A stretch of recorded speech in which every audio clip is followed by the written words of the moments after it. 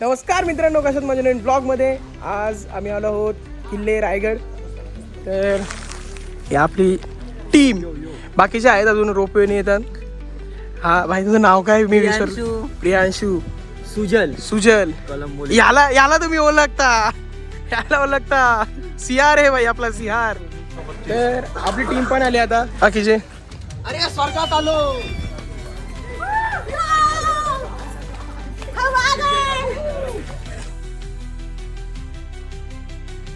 तर आता आपण या सर्वांची ओळख करून घेऊया. सर तुमचं नाव सांगा. नमस्कार, माझं नाव उमेश वाळके आणि आज आम्ही रायगडवर आलो. नमस्कार, माझं नाव क्षितिज गायकवाड आणि आज आपण रायगडला आलो. नमस्कार, माझं नाव रोहित देशमुख. आज इथे आल्यावर खूप प्रसन्न वाटतंय आणि आपली अख्खी टीम आलेली आहे. तुम्ही सगळ्यांना भेटू शकता. हॅलो, आम्ही आज सगळे आलो रायगडवर. मस्त रायगडचा माहोल आहे, खूप सुंदर वातावरण आहे. बघायला तर चारही साईडला धुकं आहे, ढगच आहे ते, आणि कमाल असे वातावरण आहे. महिनाभर झालेली मेहनत आता सफल झाल्यासारखी वाटते. फायनली आलो आणि तर चाललो वरती. आता तुझा कसा वाटतं भाई तुला? कमाल, पैसा वसूल ट्रिप, खतरनाक. आता खरं म्हणजे प्रवास सुरू झाला आहे. किल्ले रायगड.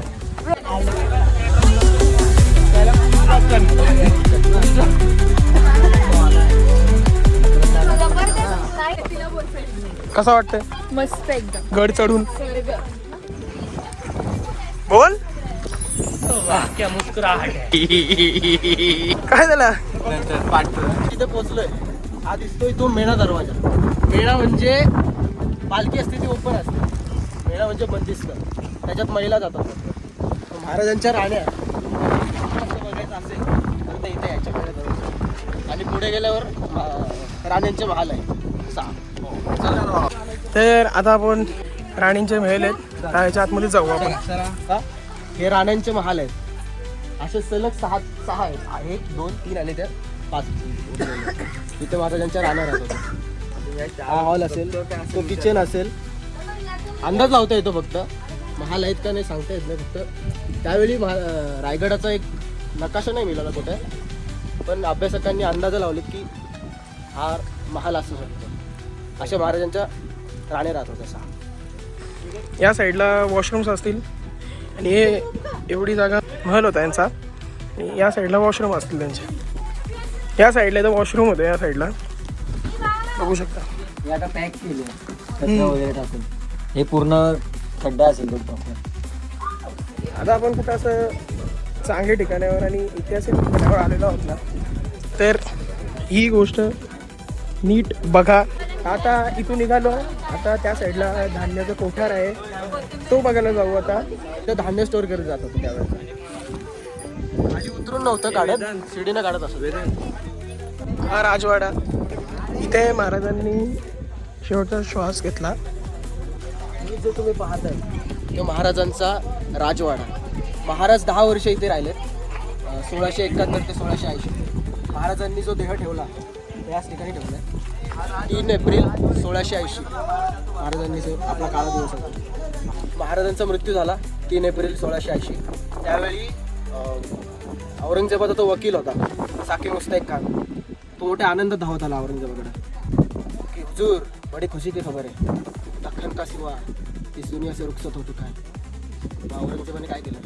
स्वतःचा सिंहासन सोडला, खाली चटई अंतरून बसला आणि त्या भूताच्या दिशेने हात वर केले आणि म्हणाला, या अल्लाह तेरे जन्नत के दरवाजे खुले रखना, शेर शिवा तेरे पास आ रहा है.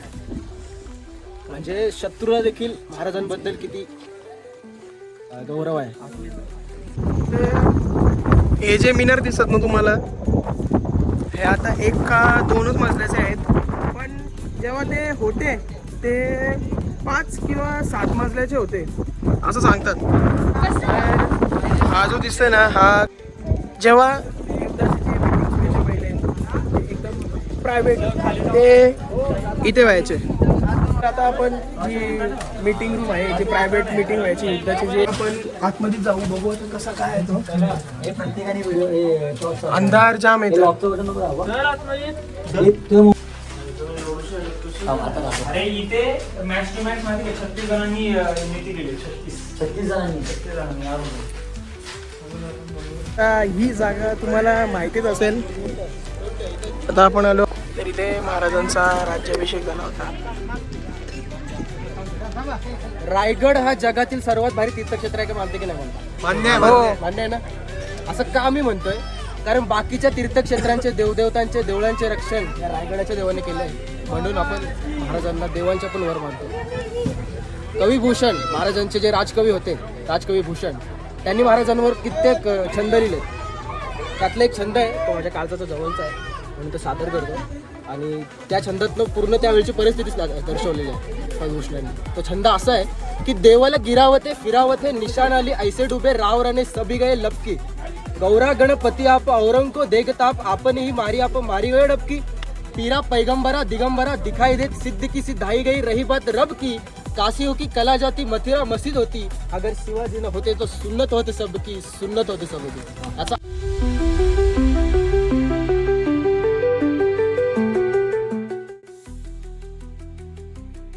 तुम्ही रायगडवर येता असं नाही एकच रायगडवर कुठल्या पण किल्ल्यांवर जातात, ही अशी गोष्टी करू नका तुम्ही.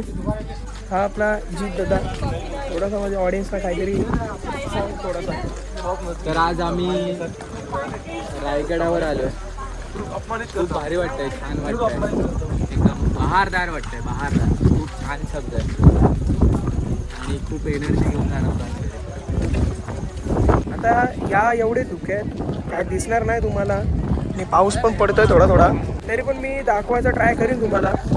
आणि जेवढी काय माहिती असेल ना या रायगड गडावरची तर मी सांगेन.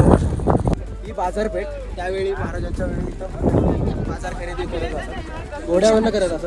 तुमची खूप आहे इथं 22 दुकानं, या साईडला 22 दुकानं, 44 दुकानं होती.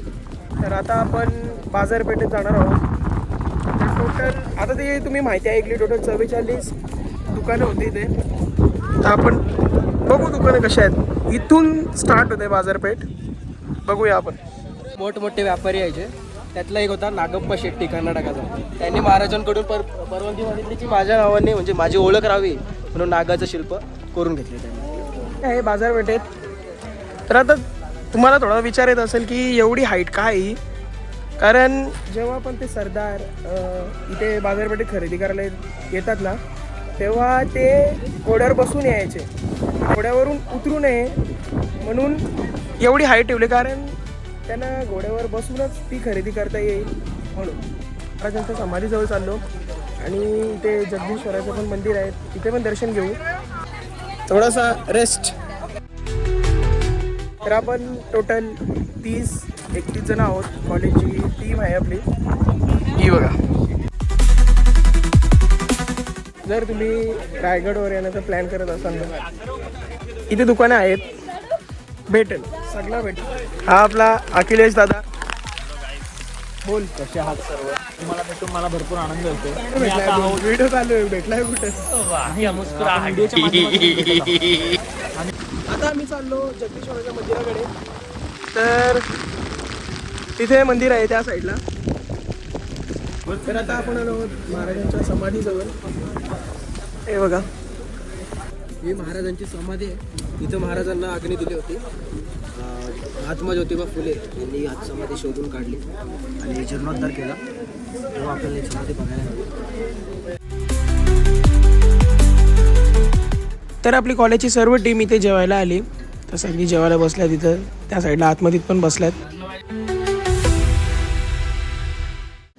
सुकणे का काम करतो वॉशिंग मशीन, ड्रायर मशीन. तर आता आपण खाली जाऊया रोपवेनी.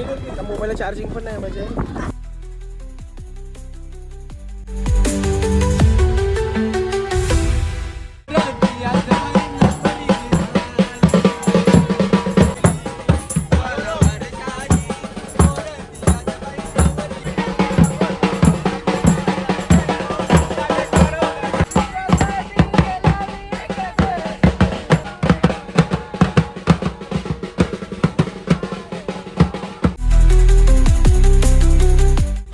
तर आता पोचलो गावात आणि आता पोचलो घरी. आता आपला एक मेंबर वाट बघत असेल.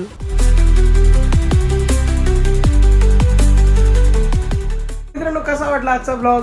लाईक करा, शेअर करा आणि सबस्क्राईब पण करायला विसरू नका. तर भेटू आता पुढच्या ब्लॉगमध्ये. Bye bye.